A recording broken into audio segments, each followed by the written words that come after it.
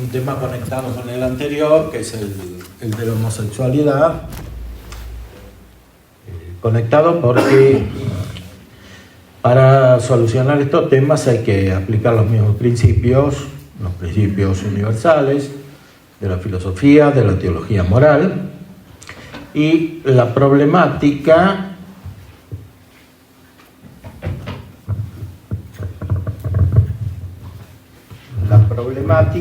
suele ser muy semejante en ambos casos, porque deriva de una aplicación equivocada de los principios morales o de su ausencia, su desconocimiento. Para tratar el tema de la homosexualidad podemos hacer referencia a un autor moderno y a un autor clásico. El autor moderno es el psicólogo a veces mencionado, Alfred Adler, gran psiquiatra de Viena, del principio del siglo XX, en su obra El carácter neurótico. Adler estudió mucho el fenómeno de la homosexualidad, tiene otros libros también sobre esto, y tiene el mérito de hacer ver que no se trata simplemente de una desviación orgánica, no se trata simplemente de un problema sexual, como tiende a aparecer en Freud. Él se opone a Freud. El problema de la homosexualidad tiene que ver con una configuración total de la personalidad y de su conducta. Este problema está originado por otros problemas más profundos que un buen psicólogo debería poder detectar, aunque no siempre puede solucionar. O sea, es más fácil observarlo que solucionarlo, porque además para solucionarlo hay que tener los principios verdaderos y sobre todo la gracia de Dios, que muchas veces escapan a la actividad psicológica.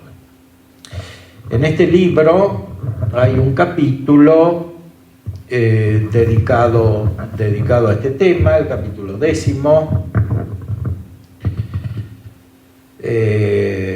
Adler es muy descriptivo en sus obras, torna una y otra vez sobre las ideas centrales, pero las hace entender bien. Aquí parte de rasgos que aparentemente son extraños a la homosexualidad. Por ejemplo, la puntualidad.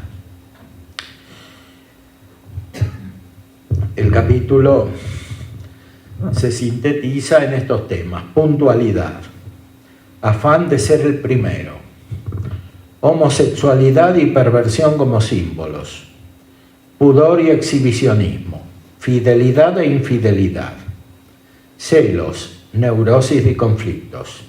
Bueno, son todas conductas que implican una alteración en el conjunto de la personalidad y que están conectadas entre sí. Dice: la puntualidad es un rasgo frecuente en los neuróticos. Por otra parte, de acuerdo con la observada minuciosidad neurótica, ello era de esperar. Sin embargo, es corriente que el enfermo puntual goce precisamente imaginando lo que ocurriría si dejase esperando a los demás. La conducta puntual contiene tanta agresividad que este paciente exige igual proceder de los demás, de lo cual resulta frecuentemente que la falta de puntualidad de los otros activa sus actitudes y dispositivos neuróticos. En otros casos, el orgullo le hace llegar siempre con retraso. Ello le procura al enfermo la oportunidad de desencadenar un torrente de excusas más o menos aceptables y de aumentar su sentimiento neurótico de personalidad. Por otra parte, el llegar tarde se presta como un sustituto perfecto del temor a las decisiones. Bueno, esta es característica del pensamiento de Adler, o sea, el P, fenómenos opuestos como síntomas de una misma desviación. Por ejemplo, ser hiperpuntual, exigiendo lo mismo a los demás, o al contrario, llegar siempre tarde. Llegar tarde indica que hay un temor a tomar decisiones. En primera línea, rápidamente socava la sociabilidad, pues la impuntualidad sistemática pronto elimina las relaciones con amigos y personas queridas. Y en segunda línea se obstaculiza el cumplimiento de las obligaciones profesionales. O sea, el sujeto que es impuntual finalmente es antisocial y de esta manera justifica su soledad, su incapacidad de establecer vínculos amistosos con los demás. Las amonestaciones que recoge el enfermo son completamente estériles, pues la obstinación hace de ellas un motivo más para persistir en su conducta. Por eso, llegando invariablemente tarde, el neurótico puede dominar la situación, pues reduce a sus allegados a la impotencia de enfrentar un problema insoluble. Además, esta línea de carácter a menudo expresa una intencionada analogía, porque he venido al mundo demasiado tarde con respecto a mis hermanos, porque he nacido en segundo término o soy el último de la familia. Adler da mucha importancia al sentimiento de inferioridad. Llegar tarde, dice, es a veces sustituto de este sentimiento de inferioridad que tiene uno que nació después o que tiene otro tipo de inferioridades, por lo menos percibidas por él.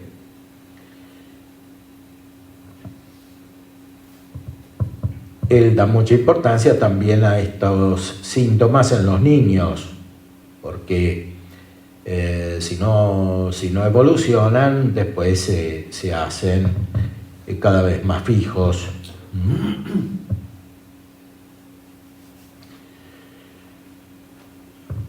Esto después lo aplica a otras situaciones.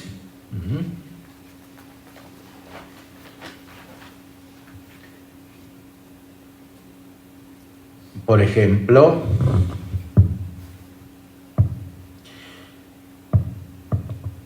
el paciente modifica su idea. En ocasiones la tendencia despreciadora sobrepasa todos los límites y no se vacila en perjudicarse a sí mismo con tal de descalabrar al otro. En estos casos el paciente modifica su línea directriz y se ajusta a la fórmula del César. Más vale primero en un pueblo que segundo en Roma.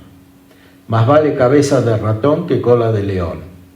Más vale dominar a la madre o al padre que exponerse a un incierto futuro en el matrimonio. Hay gente que no se casa o no sale de la familia por este motivo. Es siempre un sentimiento de impotencia, de inferioridad que provoca una reacción, dice él. Así surgen ideas de odio contra toda autoridad y preeminencia ajena, contra jefes, maestros y médicos. Puede ser contra sacerdotes. Adler no habla de esto, el aspecto religioso no está muy presente en sus obras, pero en sus observaciones es bastante realista. En la convivencia social, dice, hacen de aguafiestas, toda vez que su superioridad no se destaque lo bastante. Y rápidamente disuelven toda relación amorosa, amistosa o amorosa en la que el otro no se someta por entero a su omnipotencia. O sea, son sujetos que siempre tienen que dominar. De un modo o de otro, que puede ser opuesto al primero. Su actitud es con suma frecuencia brusca y hostil desde un principio y en la conversación inicia la querella ya mucho antes de que su interlocutor lo advierta. Son agresivos. No soportan que nadie se ubique o marche por delante de ellos y procuran sustraerse a toda prueba de tipo escolar por resultarles intolerable la superioridad del examinador. Todos estos fenómenos pueden referirse en última instancia a la familia con la intención, a menudo inconsciente, de que la familia se encargue de atenderlos. Nueva prueba de la importancia que el valor de la personalidad tiene para estos pacientes. Los pacientes maniobran con su neurosis tal como otros van a la casa de herencias. Es decir, son manipuladores.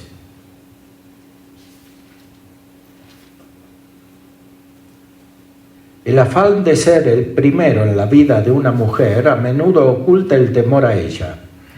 Se huronea celosa y desconfiadamente en su pasado, se teme a cada momento el engaño, se está en permanente acecho de una posible preferencia por un rival y se exige a la mujer toda clase de pruebas que le den seguro testimonio de su total entrega a ellos. Está hablando de cómo tratan a las mujeres. Los continuos accesos de celo le sirven al neurótico de medios para humillar a la mujer y simultáneamente para acrecentar su sentimiento de superioridad, de personalidad, en tal medida que con suma frecuencia acaba por tornarse incapaz de separarse de la injusta o justamente acusada. Esta dependencia neurótica está enteramente determinada por el objeto directriz masculino del paciente, que le hace insoportable la idea de verse abandonado.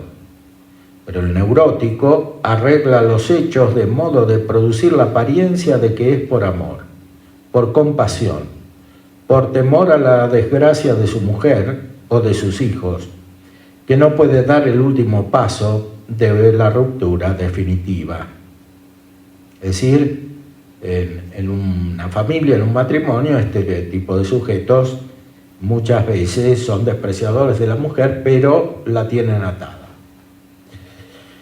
No pocas veces el afán de querer ser siempre el primero se funda en un sentimiento de inferioridad relacionado con una real o pretendida pequeñez de talla.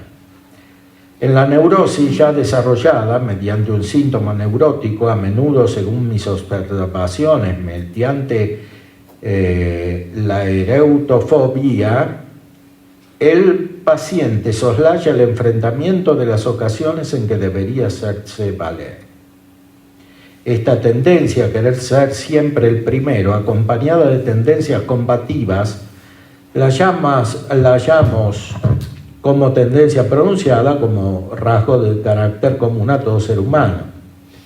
La competencia en la vida, que se inicia ya durante la primera infancia, crea en el individuo los órganos psíquicos apropiados y los rasgos aseguradores del carácter. Es decir, hay un cierto natural, podríamos decir, desarrollo de una actitud agresiva, en el sentido de que cada individuo tiende a autoafirmarse. El problema es cuando esto se vuelve antisocial.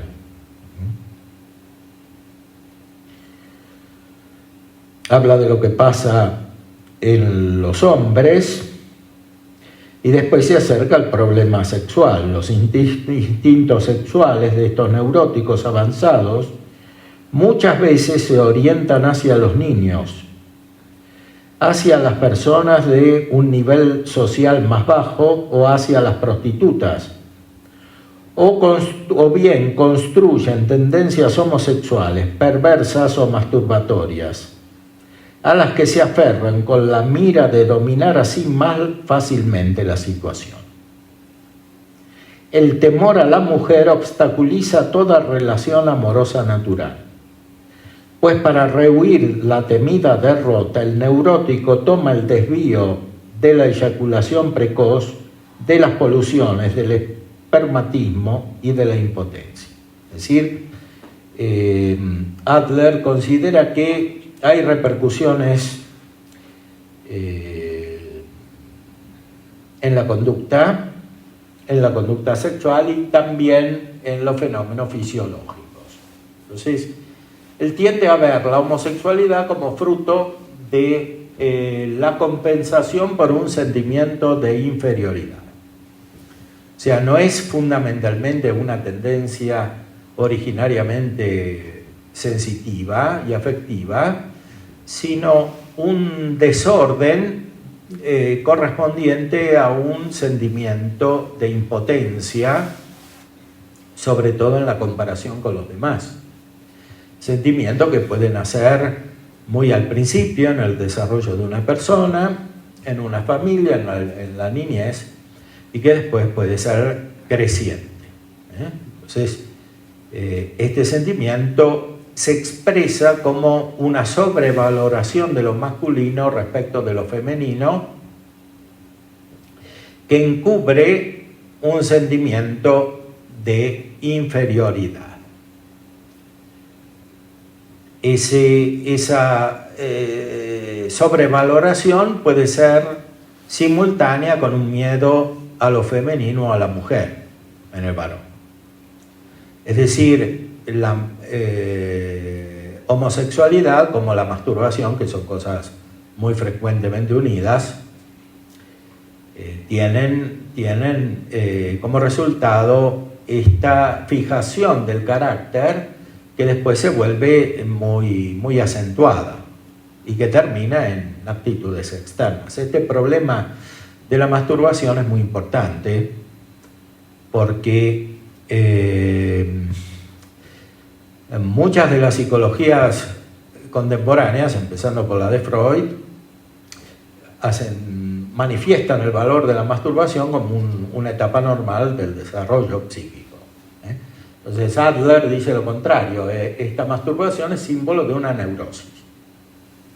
O sea, de un sentimiento de inferioridad de parte del que la hace, del que la practica,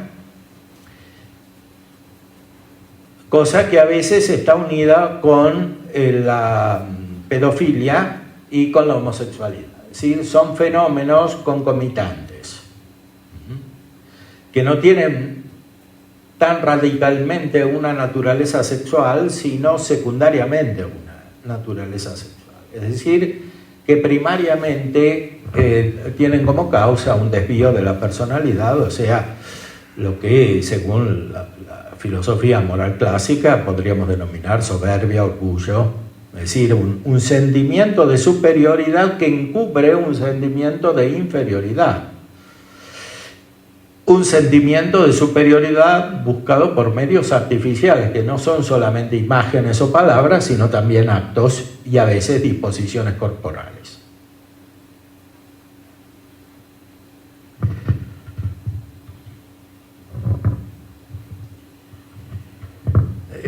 Aquí está hablando de los hombres, después se refiere a las mujeres. No es muy diferente lo que ocurre con las mujeres neuróticas de este tipo, cuyas múltiples rivalidades sociales con las amigas, con las hermanas, con la hija o con la nuera, a menudo las obligan a recurrir al aseguramiento neurótico de la fuga en la enfermedad. Es decir, la enfermedad psíquica es como una consecuencia de este afán neurótico de superioridad que se expresa de muchas maneras. Por ejemplo, ese afán externo de puntualidad, de exactitud. También en los neuróticos del sexo masculino es frecuente que la situación social favorezca el desarrollo de una enfermedad, cuando su primacía en los negocios, en la ciencia o en el placer vacila. Es decir, puede haber neuróticos cuyo sentimiento de inferioridad se origine, por ejemplo, en razones sociales, porque se consideran socialmente inferiores, o en razones intelectuales, porque se consideran menos capaces o formados o inteligentes que otros, o directamente en el placer, cuando se consideran menos capaces de alcanzar un placer sexual que otros. Cuando el sentimiento de inferioridad del niño menor crea su meta ficticia utilizando como modelo al primogénito, al otro hermano mayor, sus deseos y envidias se ven aguijoneados por la existencia, real o supuesta, de los más diversos valores. El educador observará casi siempre hostilidad y envidia, por ejemplo, porque el mayor es más alto, más adelantado, mejor alumno, dibuja mejor, tiene tal amigo, se acuesta más tarde, etc. Lo ficticio de tales valuaciones pude comprobarlo, entre otros casos, en el tratamiento de dos hermanos que en la infancia se habían envidiado mutuamente la posesión de genitales más grandes. Suele servir de punto de ataque para la hostilidad fraterna una preferencia real, natural o supuesta, disfrutada por el hermano mayor. O sea, una preferencia. Esa preferencia puede estar en la familia o puede estar fuera de la familia. El que los padres lo lleven al teatro, pueda viajar, esté más enterado de las cosas del sexo, mantenga relaciones sexuales, sea preferido por las muchachas o por la servidumbre femenina, abandone ropas que luego sirven para él, llena al menor, obsedido por un sentimiento de inferioridad, de profunda amargura. Tal estado de ánimo melancólico, a veces desesperado en nuestros pacientes, viene preparándose en las tempranas sensaciones de inferioridad y puede alcanzar una intensidad extraordinaria. A veces el niño considera inútil toda lucha y desvía su tendencia masculina hacia el pseudo-masoquismo, procurando lograr su meta ficticia masculina, subrayando sus sensaciones de enfermedad y de debilidad, humillándose y sometiéndose desatinadamente con la esperanza de ganarse así la protección de los padres y de los más fuertes, el dominio sobre estos y con ello la anhelada seguridad en su vida, etcétera. Después pone ejemplos de desarrollos de actitudes que parecen patológicas y que incluso pueden tener un aspecto corporal, que son expresiones de esta disposición muy fundamental, neurótica, desviada, que nace de un sentimiento de inferioridad. He visto a niños que conservaron sus catarros, la diátesis exudativa de Cerny, una enfermedad, mediante un constante carraspear y sonarse la nariz hasta provocarse convulsiones estornutarias y asma. Mientras que al mismo tiempo ciertas ficciones femeninas de embarazo y de castración en conexión con hipersensibilidades del ano producían un matiz homosexual de significación simbólica. En uno de estos casos, cuando el paciente modificó la forma de su línea directriz siguiendo ya la línea femenina sustitutiva, llegó a identificarse con su hermana menor. Y cuando advirtió la tendencia de su madre a la impuntualidad, tomó este rasgo y su deseo de ocupar el lugar de la hermana menor como leitmotiv para retrasarse en toda ocasión, inclusive en la llegada a mi consulta, fenómeno que no desapareció por la mera conciencialización, sino tras la curación completa. El paciente aspira a alcanzar la protesta viril mediante un rodeo a través de la línea femenina. Bueno, esto es la esencia de la explicación de la homosexualidad que da Adler. Es decir, que acceder a una actitud femenina en un paciente masculino, como él lo describe, es un artilugio, un rodeo, un medio para alcanzar otra finalidad, que es la de sentirse superior. Como estos sujetos no pueden sentirse adecuadamente valorados tomando una actitud masculina como los demás, porque se sienten inferiores o incapaces, lo hacen a través de una ficción femenina, que es un escape de la realidad.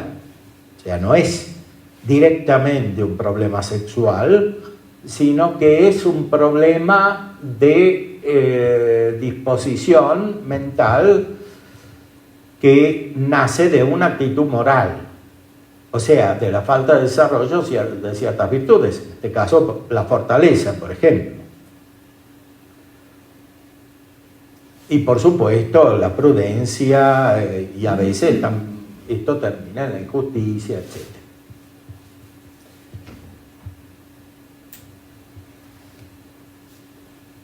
El paciente aspira a alcanzar la protesta viril mediante un rodeo a través de la línea femenina, flanqueándola por fantasías diurnas, irritabilidad. Los homosexuales que desarrollan esta actitud suelen ser muy irritables. Egotismo, descontento. Con el temor al examen, a las decisiones, a la pareja sexual, se desvía hacia senderos laterales, cuya consecuencia son los impulsos perversos, fantasías sádicas y masoquistas, masturbación obsesiva y poluciones. Puede que los iniciales fenómenos de inferioridad orgánica hayan desaparecido o subsistan como simples remanentes. En efecto, de vez en cuando se observan pequeñez y anomalías de los genitales externos, pero por lo general todo ello solo tiene una importancia, la psíquica. El temor resultante de no ser capaz de impresionar a la pareja sexual. De ello derivan celos mezquinos, tendencias tiránicas y sádicas, destinadas a reunir pruebas de potencia y de fascinación.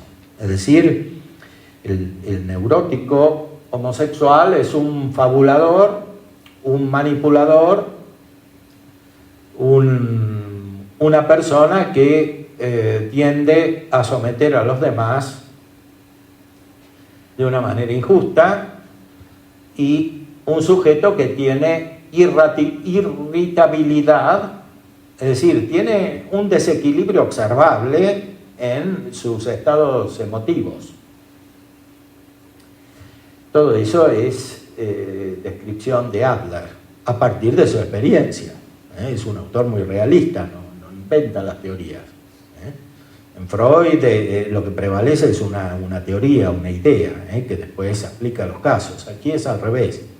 Él trata de observar y de ver cuáles son las causas, al menos hasta dónde puede llegar él, con su conocimiento de filosofía moral no demasiado preciso, porque por un lado es médico, por otro lado en el contexto de la cultura moderna.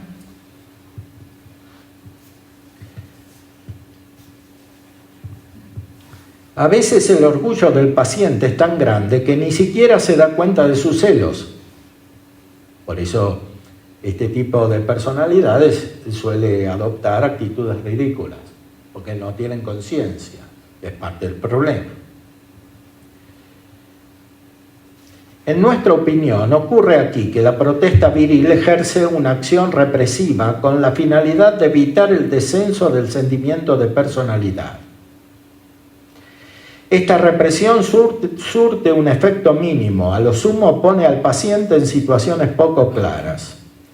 Sin embargo, por lo regular, actúa como si estuviera celoso,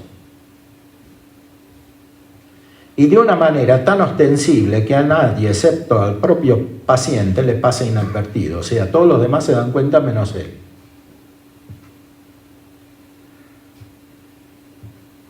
Otras veces, en cambio, los celos se ocultan tras depresiones, dolores de cabeza, refugio en la soledad. Es decir, son personas que tienen actitudes extrañas comparadas con las actitudes que desarrolla la mayor parte de las personas no neuróticas. Adler insiste mucho en que es posible que estos neuróticos desarrollen situaciones en las cuales participan los órganos, o sea, depresión, que puede tener una componente orgánica, o dolor de cabeza. A continuación, relataré el sueño de un paciente al que traté a causa de depresiones y de miedo a la sociedad. La interpretación de este sueño, en parte realizada por el sujeto mismo, ilustra adecuadamente muchos de los aspectos de esa carrera competitiva entre un neurótico y su hermano mayor que hemos descrito arriba. Y ahí pone una descripción de los sueños de esta persona. Y después lo interpreta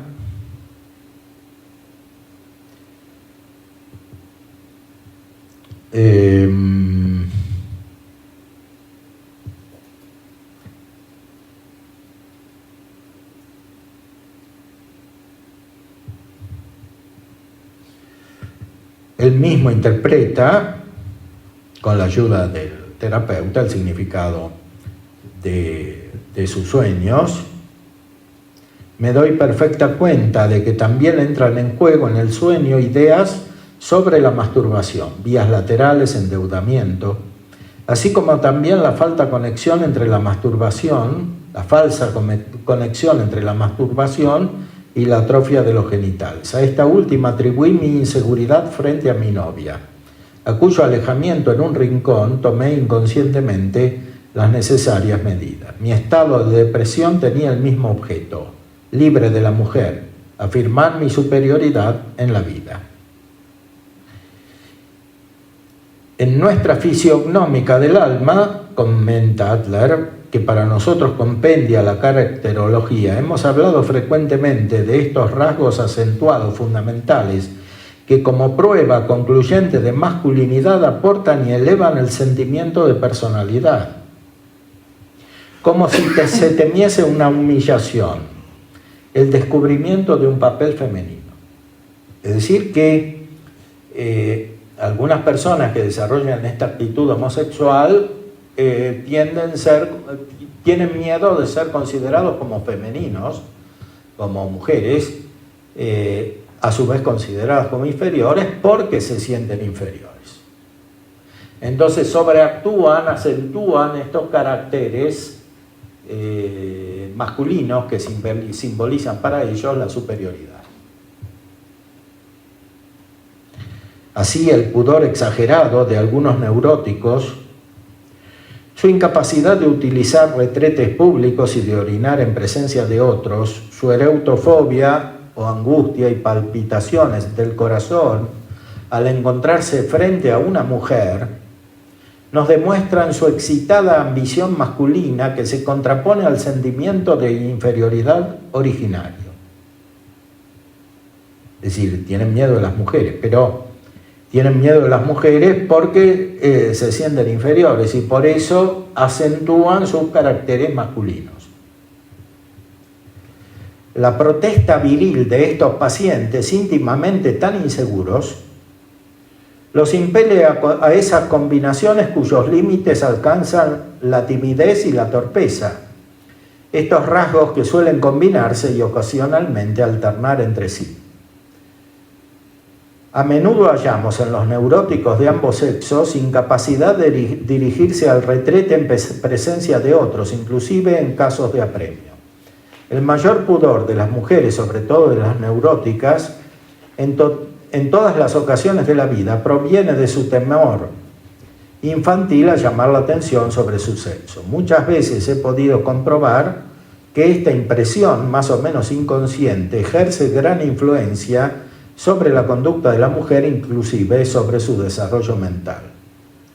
Tal como ocurre con los pacientes del sexo opuesto que se consideran pocos masculinos, la mujer neurótica se siente coartada para entablar relaciones de carácter social, profesional o amoroso, si haya, o cree que a juicio de los demás está en situación femenina subordinada. Bueno, ahí apunta al desarrollo de la homosexualidad femenina. Este desarrollo también puede tener como origen la incapacidad de una relación social adecuada que hace que se sientan estas mujeres inferiores. Es posible que los impulsos sexuales abiertos o reprimidos constituyan la fuente aparente de la impulsión agresiva que acabamos de describir, pero ello no altera en absoluto nuestras conclusiones. También los impulsos sexuales son arreglados por el propio paciente, o sea que si estos homosexuales, masculinos o femeninos, tienen una actitud agresiva que se manifiesta incluso externamente en los actos homosexuales, el origen último no es sexual, dice Adler, sino que proviene de esta alteración más profunda, que tiene, evidentemente, no lo dice, un carácter moral. O sea, en las disposiciones de operación humana, para la operación humana que tienen estas personas.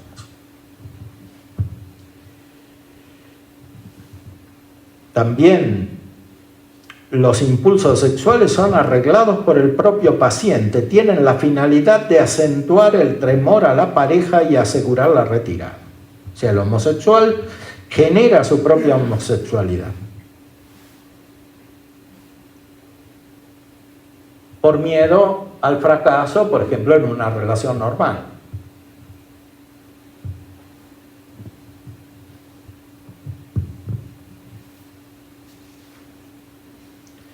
Todo ello de conformidad con el plan de vida del individuo. El plan de vida es algo mental, o sea, el neurótico establece como un orden de la realidad propio, que es ajeno a la verdadera realidad, y persigue ese plan de vida a través de distintos caminos. Pero todos conducen a lo mismo, que es demostrar su superioridad.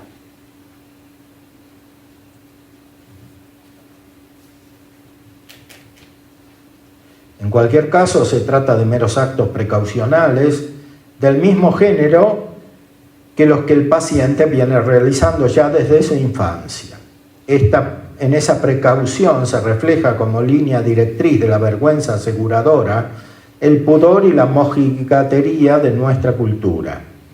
Esta mojigatería se encuentra en la anamnesis de las enfermas, a veces incluso en la de jóvenes que hicieron alardes de varonilidad.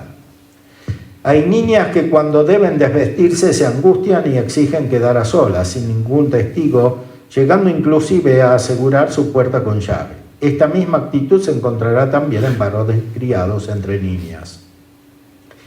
La protesta viril de las niñas suele expresarse por una humillación, intencionada o no, del varón. Bueno, esta es una de las características también que da origen a la homosexualidad femenina. Es decir, como estas mujeres se sienten inferiores, tienden a humillar al varón. Esto está muy presente en algunas manifestaciones extremas del feminismo contemporáneo.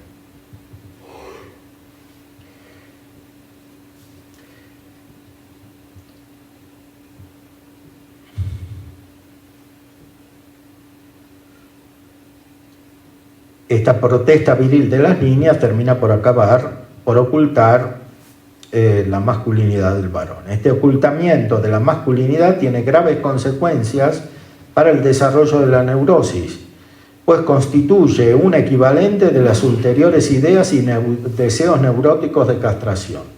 Al actualizarse su temor a la mujer o al pretender huir de una decisión, el neurótico sigue como línea directriz el deseo de ser mujer. O sea, porque huye de la mujer, desea ser mujer. Porque si trata con la mujer verdadera, se siente inferior. Y sin embargo, este arreglito de la cobardía ha nacido precisamente bajo la presión de una ficción sobremasculina, hecho que se deduce fácilmente por la presencia de rasgos acompañantes que subsisten, de la ambición, de la avidez de poseerlo todo, del afán de ser siempre el primero, así como de las disposiciones afectivas, de los arrebatos de cólera y de rabia, y en fin, de la tendencia despreciadora y de la exagerada cautela. Bueno, todos estos rasgos se encuentran muchas veces en el desarrollo de la actitud homosexual, de la actitud o de la actividad homosexual. Es decir, estas personas, mediante un camino muy complicado en su vida, terminan configurando una personalidad que a veces es muy difícil de cambiar, muy especialmente porque, como subraya Adler, no se trata simplemente de un problema sexual, sino que se trata de un problema mucho más profundo. Es decir, de una actitud que nace de otro tipo de disposiciones que son más radicadas en la razón. Efectivamente, hay homosexuales que son inteligentes para lo suyo. O sea, que desarrollan como una sobrecapacidad de razonamiento que cuando se aplica a cuestiones filosóficas o psicológicas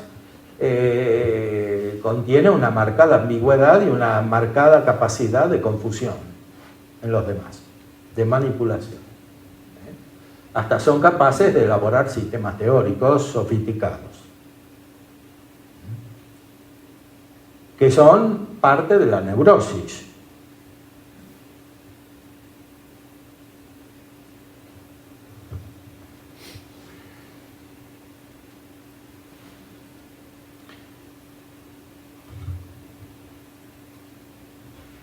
Ambos sexos operan exigiendo del opuesto una aprobación o una tolerancia desmesurada. En el análisis de las jóvenes neuróticas de este tipo, en ocasiones, solo en sus sueños o en sus síntomas, se descubre una esperanza infantil de transformarse en hombre. O sea, la mujer sueña ser hombre. Y en su sustitución, invariablemente, se hallará la voluntad de poder, el deseo de estar arriba. Cuando se enfrentan dos personas de este tipo, hecho que ocurre con asombrosa frecuencia, o sea que los neuróticos de este tipo se pelean entre ellos, suele acontecer que la línea directa masculina reforzada de una de ellas, habla de mujeres, transitoriamente opere sobre la otra como un poder mágico, como un talismán, en virtud de que a la meta directriz de esta última le es igualmente inherente la creencia en una masculinidad milagrosa y en su fuerza mágica. Esto es lo que perciben este tipo de mujeres. De esta manera, cada una de esas personas encuentra en la otra la realización aparentemente causal de un destino, cuando en verdad ello resulta del poder propio de sus ideas de personalidad. La actitud impudorosa de muchas jóvenes neuróticas constituye un anticipo de su expectativa ficticia. Se comportan como si ya fuesen muchachos, hombres, y se exhiben desnudas o experimentan en síntomas, sueños o fantasías su transfiguración masculina. A veces modificando la forma de la ficción, estas pacientes tratan de asignar la mágica fuerza del falo a otras partes del cuerpo, a las manos, pies o pechos, partes que, una vez masculinizadas y erigidas en fetiches, gozan de un favor particular y de una veneración narcisista, tal como ocurre con mucha frecuencia con los genitales o el cuerpo entero. Este fetichismo casi siempre se transfiere a la vestimenta, en lo cual reside en gran parte la fuerza mágica de la moda. Ello nos autoriza a suponer que tanto la moda como el fetichismo son meros sustitutos de una masculinidad presuntamente perdida, y a la cual a causa de su mayor esfera de influencia, no se quiere renunciar. Al igual que la falta de pudor, también la infidelidad neurótica, por principio de ciertas pacientes, se debe a su exagerada apercepción de la masculinidad. Indica uno de los caminos conquistados por la meta final masculina. Como muchos de los rasgos de carácter neuróticos, esta infidelidad suele ser meramente ideológica, vale decir, una actitud, una teoría, o avanzar en los hechos solo hasta allí donde empieza la realidad del papel femenino. O sea, una capacidad seductora que desarrollan estas mujeres para ser infieles y a través de esta infidelidad realizada o no, demostrar su superioridad, es decir, su poder. Que en el fondo es, dice Adler, su deseo de masculinidad, porque lo masculino es símbolo de poder sobre lo femenino, que es considerado inferior, incluso para esta clase de mujeres.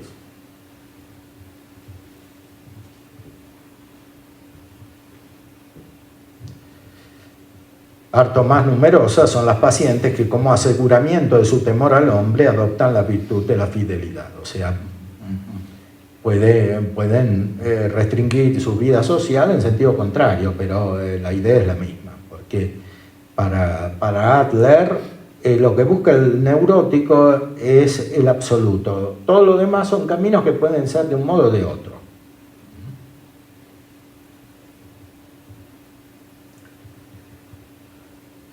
También la infidelidad real de ciertos neuróticos de ambos sexos se debe al miedo a la entrega a una sola y determinada pareja. La comprensión de los síntomas que padecen estos enfermos, temor a la soledad, agorafobia, miedo a la sociedad, actitud antisocial, fijación de defectos infantiles, depreciación del sexo opuesto, etc., permite reconocer la ficticia finalidad masculina de este rasgo de carácter. El amor rechazado a menudo provoca un sentimiento tan intenso de humillación que desencadena la protesta viril bajo la forma de odio, indiferencia o infidelidad. He podido comprobar que la infidelidad conyugal es por lo regular un acto de venganza, es decir, de venganza, de compensación por sentirse despreciadas o inferiores, o lo mismo en el varón. Todo esto hay que situarlo en el contexto de la época en que escribe Adler, que es cercana a las obras de los filósofos que ya hemos citado, como Schopenhauer, Nietzsche sobre todo, y otros autores que desarrollan explícitamente, de manera casi filosófica, la superioridad del hombre contra la mujer. Adler toma esta idea y la desarrolla en el ámbito psicológico, no está de acuerdo con eso, por supuesto, pero usa esta observación filosófica y psicológica para mostrar el origen de la neurosis y en este caso de estos rasgos homosexuales que pueden estar conectados con otras desviaciones, como dijo anteriormente, es decir, con la masturbación, la pedofilia.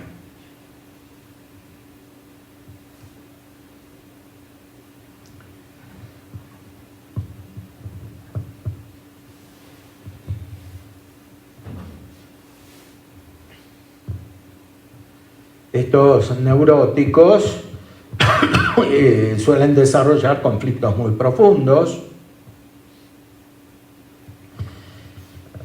a veces problemas que tienen muy difícil solución. Denomino neurosis de conflictos a esos estados patológicos muy frecuentes, semejantes a la neurosis obsesiva, que se caracterizan por el hecho de que los pacientes están constantemente en pie de guerra contra todo su ambiente. Es decir, son personas que notablemente están alteradas respecto de su entorno social, de todo lo que los rodea. a fin de poder mantener este estado beligerante, el enfermo echa mano de toda clase de sospechas, acusa a los demás con vagas y enfáticas fórmulas de código moral y en todas partes cree ver conspiraciones y planes secretos. Todo ello acusa un cuadro de innegable semejanza con la paranoia. En su afán de buscar conflictos y de tener siempre razón, el enfermo desprecia hasta las leyes de la lógica. Esto es muy importante. O sea, cuando la enfermedad neurótica radical es muy radical, se cambia el pensamiento, se cambian las reglas de la lógica. Adler muchas veces hace ver que, por ejemplo, la teoría de Freud, que basa todo en lo sexual y que formula una especie de lógica, es justamente la expresión de un tipo de neurosis. En efecto, Freud dice eso, que la neurosis que la libido es solamente masculina. La libido no puede ser femenina para Freud. La libido es masculina, aunque nunca existe pura, porque como en todos los fenómenos psíquicos hay como una ambivalencia, entonces hay una mezcla entre lo femenino y lo masculino. Pero lo que nunca puede ser, dice, es la fuerza sexual solamente femenina. Por eso, para Freud, el modelo del amor es el amor homosexual, y pone como modelo la iglesia y el ejército, porque están hechos de hombres y entonces basados sobre el amor homosexual. O sea, el desarrollo de la homosexualidad está implícito y a veces explícito en la concepción psicoanalítica freudiana que tanto influjo tiene en la actualidad hasta nuestros días. Entonces, de alguna manera, ese tipo de pensamiento freudiano que establece la superioridad por medio de la razón, de una disquisición racional, aunque le cambie la lógica a las reglas de la razón, dispone al desarrollo de una actitud homosexual, porque contiene esta generación de la neurosis en el sentido que dice Adler, es decir, como una búsqueda, como un afán de superioridad, en este caso de Freud, por medios racionales. Por eso no es extraño que en ambientes donde prevalece, al menos implícitamente, un tipo de psicologismo basado sobre el modelo freudiano, se desarrollen actitudes homosexuales.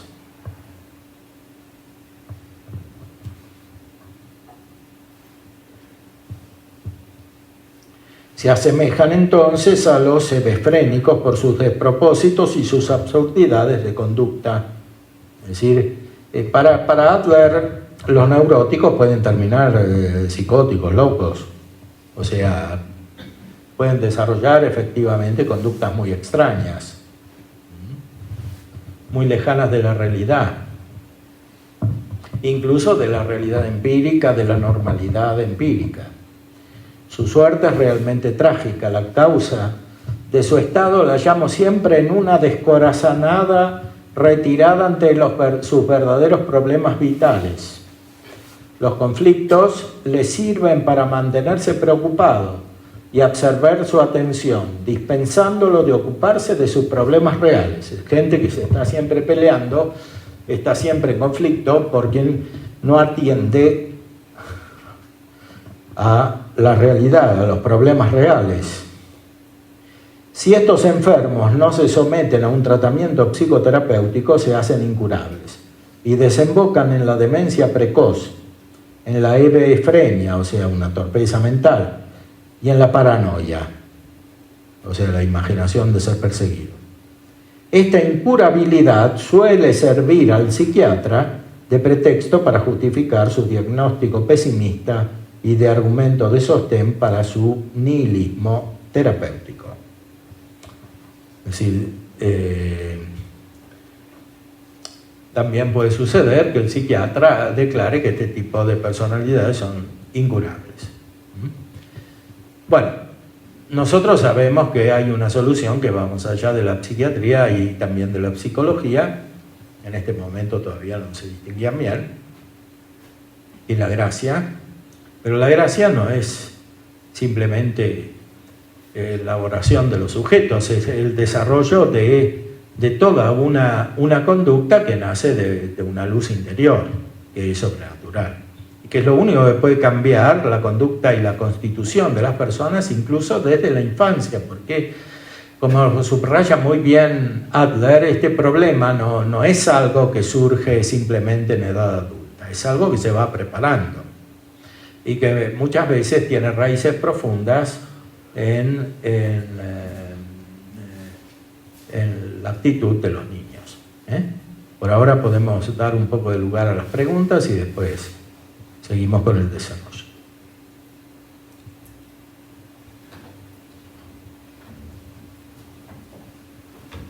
Padre, yo creo que hoy por hoy en nuestros ambientes todo el tema de la homosexualidad y todo el tema de lesbianismo que se ve en distintos ambientes, incluso en ambientes muy juveniles, se ha tomado incluso como una moda, como un modo de vida, incluso como una elección, ni siquiera como una condición, sino como algo que elijo y que pues, me quiero ser respetado porque es algo que libremente yo he decidido, ¿no? ¿Cómo romper esta tendencia, especialmente porque está articulada en ambientes académicos, incluso en ambientes de psicoterapia, en donde el terapeuta dice: tu familia te tiene que aceptar con toda tu condición y no tienen por qué cuestionarte, pero no se va al fondo de esto que usted está comentando, de que hay toda una historia clínica en un paciente que tiene este tipo de situaciones que finalmente son una neurosis, ¿no? Bueno, eso es bastante evidente en estas manifestaciones públicas de defensa de la homosexualidad y de las teorías que la justifican. Es muy evidente que hay un afán de mostrar un tipo de superioridad incluso intelectual, como que sí, incluso se ha visto en algunos ambientes, ¿no? Como a veces se ha dicho, ¿no? Como que los africanos no entienden la homosexualidad porque no tienen un desarrollo cultural superior, como lo tienen los europeos, ¿no? Bueno, ese tipo de justificaciones esconden un afán de superioridad neurótico, es decir, por un lado una retirada respecto de la realidad que está siempre presente en el idealismo de la filosofía moderna, por eso es idealismo, ¿no? Porque no es realista, se aleja de la realidad, especialmente de la realidad humana, además de la realidad divina. Se aleja de la realidad y se esconde en una elaboración mental, como si eso fuera superior, como si fuera a ser más inteligente que los demás, o como si una cultura fuera más desarrollada que otra por este tipo de elaboraciones. Bueno, lo que pasa en general en la cultura pasa también en los individuos, e incluso puede pasar en los niños. O sea, para Adler el neurótico es uno que hace su filosofía propia, es uno que desarrolla su idealismo personal, que le hace sentir seguro y que le hace sentir superior. Esto a veces se manifiesta también como homosexualidad, no siempre como homosexualidad. Hay otras manifestaciones que él describe aquí en este libro. Sí. Ahora, en cuestión del origen de la homosexualidad, este autor lo describe con una situación psicológica en estos conflictos de superioridad e inferioridad. Y hasta qué punto el origen también puede ser, porque también se manifiesta así, el origen de práctica sexual o de abuso sexual, y no necesariamente del complejo inferioridad, sino de relación sexual, inclusive de abuso incluso. Bueno, es que justamente el caso de abuso genera un sentimiento de inferioridad, porque el abuso es abuso porque otro ejercita la fuerza sobre el primero. Entonces, es natural que aunque no se piense, se sienta ese tipo de inferioridad. Entonces la situación no es del todo extraña a lo que está indicando Adler. Es más bien concordante, ¿no? Por supuesto que va más allá de la elaboración del propio sujeto, no es algo meramente psicológico, hay un origen externo también, ¿no?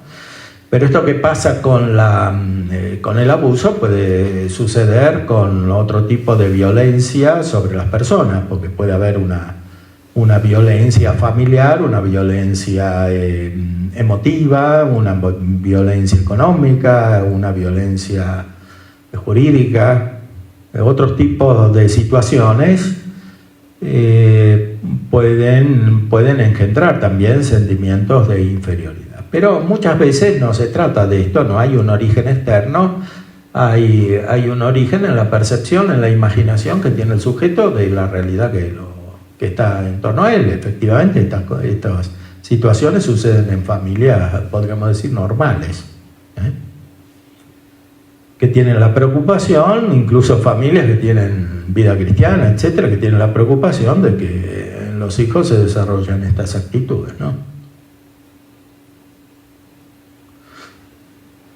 A ver, sí, Pablo.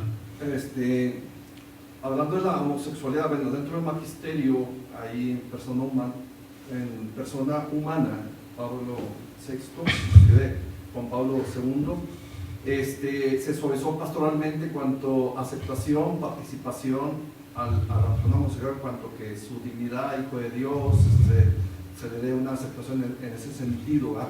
Pero también maneja la palabra que ahorita se menciona mucho con Adler, hay una neurosis adyacente que no es aceptable moralmente, ¿verdad? Y hoy día tiene mucha luz a través del autor Adler. Pero también hay una teoría psicológica de la relación del papá. Dice, es multifactorial a veces esto, pero dice, está la mamá que le da seguridad, confianza en su desarrollo psicológico, y tiene que tener una autonomía cuando se desapega de la mamá. Dice, pero también hay un acercamiento y una relación con el papá, pero cuando es defectuosa, dice, cuando la mamá gana por los mismos, porque lo trata más como mujer, y a la vez en la ausencia del papá, que él puede temerle o odiarlo, es una explicación que da a veces esta teoría psicológica. Incluso en la formación de los seminarios ven mucho esta relación del papá.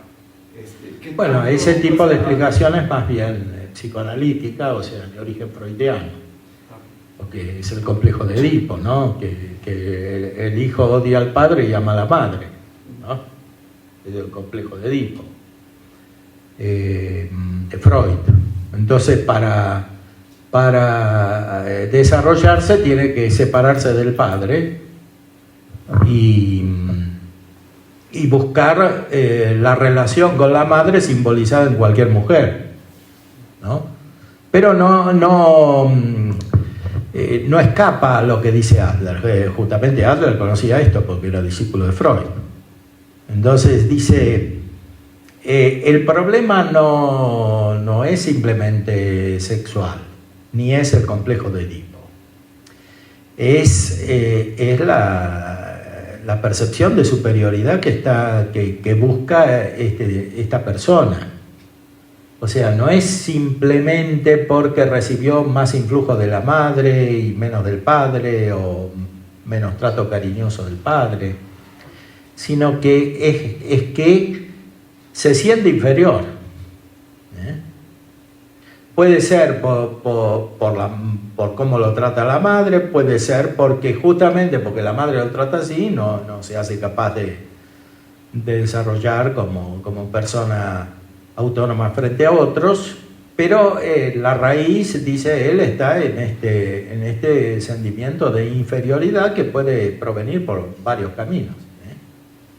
Esto no justifica la homosexualidad, simplemente indica una de las causas psíquicas, porque si hay verdadero desarrollo de la inteligencia y de la voluntad, como debe haber normalmente en el crecimiento humano, están los elementos como para vencer estos condicionamientos. Y esto no es otra cosa que el desarrollo virtuoso, no simplemente por las virtudes imperfectas. Efectivamente, los griegos, que eran una gran civilización, y los romanos, que eran también una gran civilización, toleraron la homosexualidad y a veces la justificaron. Porque la virtud imperfecta sin la gracia no es suficiente para vencer esto. Entonces, lo que pasaba en la época de los griegos y los romanos pasa ahora también. San Pablo lo dice al principio de la carta a los romanos, ¿no? O sea que porque no rindieron culto a Dios se volvieron homosexuales y después justificaban lo que hacían. Es lo mismo. Pero dice que no son inimputables, ¿no? Son responsables. Son responsables porque podrían haber obrado de otra manera, sobre todo teniendo una adecuada relación con Dios y recibiendo su gracia, de la cual San Pablo habla ampliamente. Podemos recordar el principio de la carta a los romanos, porque siempre es un fundamento de la verdadera teología moral para tratar estos temas, ¿no?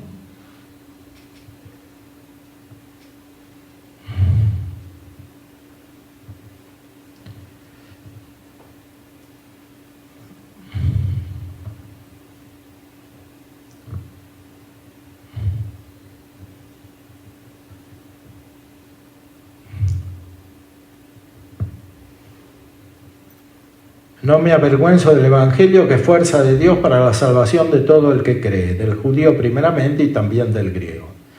Porque en él se revela la justicia de Dios, de fe en fe, como dice la Escritura, el justo vivirá por la fe. En efecto, la ira de Dios se revela desde el cielo contra toda impiedad e injusticia de los hombres, que aprisionan la verdad en la injusticia. Esto es fundamental, es decir, que la verdad no puede ser conocida plenamente porque prevalece la injusticia, está atrapada la verdad en la injusticia. Pues todo lo que de Dios se puede conocer está en ellos manifiesto, Dios se lo manifestó. Porque lo invisible de Dios desde la creación del mundo se deja ver a la inteligencia a través de sus obras, su poder eterno y su divinidad, de forma que son inexcusables. Porque habiendo conocido a Dios, no lo glorificaron como a Dios, ni le dieron gracias. Antes bien, se ofuscaron en sus razonamientos y su insensato corazón se entenebreció. Ahí está describiendo San Pablo la experiencia espiritual inversa a la que produce la gracia, en la tiniebla del corazón.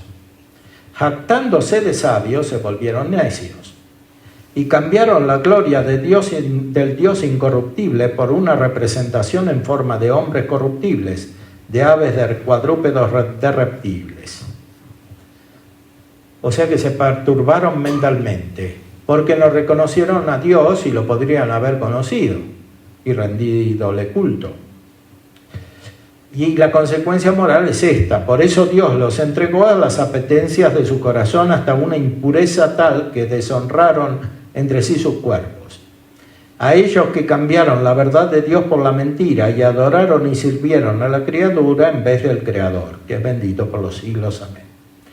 Por eso los entregó Dios a pasiones infames, pues sus mujeres invirtieron las relaciones naturales por otras contra la naturaleza. Igualmente los hombres, abandonando el uso natural de la mujer, se abrazaron en deseos los unos por los otros, cometiendo la infamia de hombre con hombre, recibiendo en sí mismos el pago merecido de su extravío. Es decir, que estos homosexuales, se nota que son homosexuales en las conductas que tienen y en el sufrimiento que tienen. Y como no tuvieron a bien guardar el verdadero conocimiento de Dios, los entregó Dios a su mente insensata, para que hicieran lo que no conviene, llenos de toda injusticia, perversidad, codicia, maldad, henchidos de envidia, de homicidio, de contienda, de engaño, de malignidad, difamadores, detractores, enemigos de Dios, ultrajadores, altaneros, fanfarrones, ingeniosos para el mal, rebeldes a sus padres, insensatos, desleales, desamorados, despiadados, los cuales, aunque conocedores del veredicto de Dios que declara dignos de muerte a los que tales cosas practican, no solamente las practican, sino que las aprueban a los que las cometen. Sí. O sea, que aquí hay un paso más, hay una elaboración de una teoría, hay una justificación mental, que no es la justificación real, o sea, volverse justo, como dice el mismo San Pablo en esta carta, sino una justificación mental, que es falsa, que está fuera de la realidad, hasta que cambia la lógica. O sea, en la conducta humana, todo nace de la razón y termina en la razón, en cierta manera. Porque el hombre está hecho para el conocimiento, para usar la inteligencia. Entonces, depende cómo use su inteligencia, se desarrolla su conducta, pero esto no es solo cuestión de la inteligencia, porque el uso de la inteligencia, a su vez, depende de la voluntad. La voluntad mueve la inteligencia. Santo Tomás lo dice muchas veces. Intelligo quia volo. Entiendo porque quiero.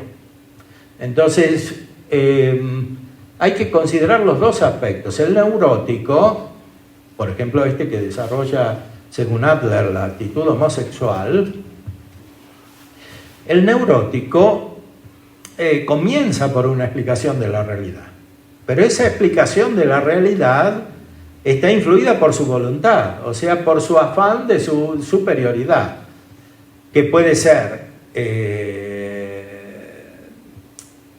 más consciente, menos consciente, más propiamente voluntaria, más afectiva. De afectiva, sin embargo, puede volverse voluntaria. Es decir, en un determinado momento, el sujeto que siente esto, que siente la inferioridad, por ejemplo, y quiere ser superior, un niño o un adolescente, puede quererlo con la voluntad. Y entonces, ¿qué sucede? Se comienza a desarrollar una teoría, que es el término último. Una teoría que justifica esta voluntad, que es lo que dice San Pablo de la homosexualidad, de los paganos, que primero no quisieron conocer a Dios, no le rindieron culto, se volvieron homosexuales y hicieron toda otra clase de pecados, que pone una lista larga ahí, y después no solamente hacen todo esto, sino que lo justifican, hacen una teoría, aprueban a los que tales cosas cometen. Entonces aquí en la Escritura encontramos el núcleo de esta explicación, de una explicación que desde el punto de vista humano de la experiencia es muy limitada, como lo que puede aparecer en un psicólogo como Adler. Tiene su mérito, pero describe la observación de ciertos fenómenos, pero no da la última explicación, y tanto menos da los medios de resolución, de curación de esta situación. Pero eso nos hace ver cómo, por ejemplo, en el caso de la homosexualidad, pero también en otro tipo de problemas, hay que ir a la raíz, a la causa, porque un problema trae otro. Entonces, si no se resuelven los más fundamentales, no se pueden resolver los que siguen. Sí.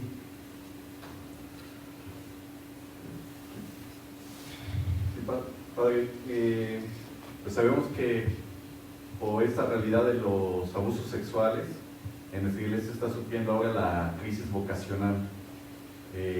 Muchos jóvenes, por a lo mejor prejuicio, también están desistiendo para el ingreso también en este camino vocacional hacia la vida sacerdotal.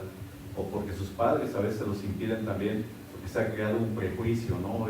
Una universalización de este problema. Entonces, mi primera pregunta es, ¿cuál sería el aspecto esencial para a lo mejor promover las vocaciones, ¿no? Como para tratar de anunciar la alegría del Evangelio desde el aspecto vocacional? La segunda es, pues ahora por protocolos se están creando los comités de prevención, ¿no? De abuso al menor y al adulto vulnerable, al menos acá en nuestro país, como en Argentina y en muchos países. Y bueno, pues de repente nos toca a algunos integrar este tipo de comités cuando descubrimos que ya pues hay sacerdotes que se descubre evidentemente con alguna orientación de este tipo, o el seminario de algunos candidatos, y aunque el magisterio distingue entre un acto y orientación homosexual, pero si bien es cierto que hay protocolos para prevenir, también está el aspecto de la salvación de estos hermanos, ¿no? O en algunos momentos hasta de la vocación. Ya hace rato nos daba usted una luz, la vida de la gracia, pero sí me gustaría a lo mejor, si usted nos puede, bueno, me puede ayudar más, ¿no? ¿Cómo ayudar también desde esta perspectiva, ¿no? No solamente para prevenir, sino también para colaborar en la salvación o en la conversión, o como usted me voy a responder ahora, ¿no? Bueno, son dos problemas diferentes que están conectados. Después nos vamos a referir más específicamente a la vocación, pero el primer problema es un problema de cultura y de filosofía, de ideología. O sea, esta consideración, estos prejuicios que prevalecen sobre la vida en la iglesia, sobre los sacerdotes, en cierta manera son estructurales, son inseparables del pensamiento filosófico y psicológico moderno según sus líneas dominantes. O sea, en el psicoanálisis, que es lo que prevalece en la concepción incluso popular de la vida psíquica, de la psicología, esta explicación es estructural, porque como ya dijimos, el psicoanálisis es una teoría racionalista que en el fondo encubriendo hace ver que ese abuso homosexual o pedófilo, como pudiera entenderse, es en el fondo intrínseco al desarrollo humano. Como dijimos antes, para Freud, la iglesia es como una especie de modelo porque está basada sobre el amor homosexual. Entonces, es claro que hay como una sintonía entre la cultura contemporánea y esa expresión, que está alimentada a veces por la imprudencia que se produce en la difusión de este tipo de abusos, porque no se tiene conciencia de esta base ideológica y filosófica. Entonces no se entiende bien cómo se recibe. Porque a veces muy simplemente dice, bueno, hay que aceptar todo, hay que publicar, etc. Pero hay que ver los efectos que producen esos actos. El primer efecto que produce es que la responsabilidad es de la iglesia, cuando en realidad es de los individuos, claramente. Entonces, si se produce el efecto de hacer pensar que la responsabilidad es colectiva, es muy fácil pensar que estructuralmente la iglesia es así. Y esto está implícito en la ideología moderna prevaleciente, ¿no? Por sus raíces filosóficas y por el psicoanálisis de Freud, sobre todo, aunque también de otras corrientes. Entonces, hay que tener mucha prudencia en este caso, porque los efectos pueden ser más negativos que positivos buscando bienes, ¿no? Hay que acentuar mucho la responsabilidad individual de los que cometen esos actos o de los que deben vigilar sobre ellos, ¿no? Por supuesto. pero no transformarlo, aunque sea sin querer, en un problema estructural. Por lo menos en el resultado, en la visión que tiene la gente. Y claro, el otro problema es el de las vocaciones, etc. Es claro que el resultado de esto puede ser que la gente se aleje de la vida cristiana y de la vida religiosa y del seminario. Sí, el remedio es una profundidad en la vida espiritual y en la vida intelectual, porque cuanto más enrevesados son estos mecanismos culturales, tanto más hace falta inteligencia para resolverlos y para enfrentarlos. No todos tienen la posibilidad de desarrollar los análisis que estamos haciendo aquí. Entonces, hay que ser muy precavidos y al mismo tiempo dar instrumentos para una evolución intelectual suficientemente proporcionada a los desafíos que produce la cultura contemporánea. Entonces, la formación religiosa no puede ser meramente devocional o externa, tiene que ser también intelectual, para que efectivamente la vida espiritual permanezca. De hecho, está sucediendo en el mundo. La religión católica se está convirtiendo en una especie de religión de élite. O sea, se están perdiendo las masas, el pueblo en general, y se está refugiando en los niveles que tienen más acceso a una educación elevada.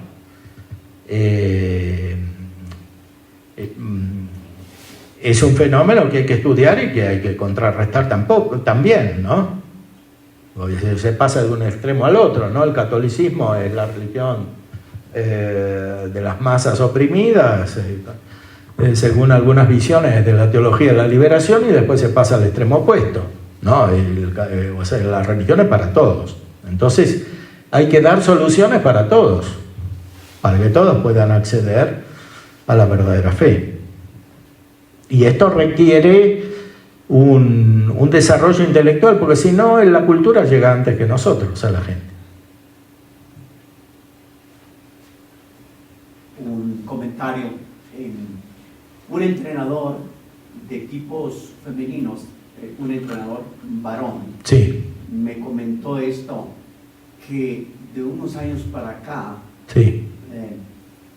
como han proliferado los equipos femeninos de fútbol, él observa como que ha aumentado más entre las chicas el lesbianismo, estas que practican ese deporte. No quiero echarle la culpa al deporte, pero no sé qué circunstancias esté favoreciendo. No sé si simplemente que ahora está de moda y que pues también ahí se está manifestando más, o ciertamente el comportamiento, vamos a decir, de este deporte pueda favorecer eso.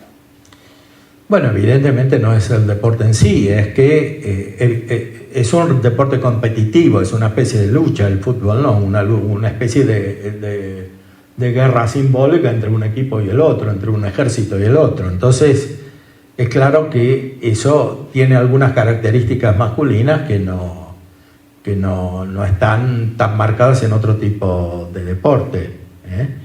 Entonces, pero por supuesto que no puede ser el único factor, es simplemente puede ser un acelerador de otras disposiciones precedentes, ¿no?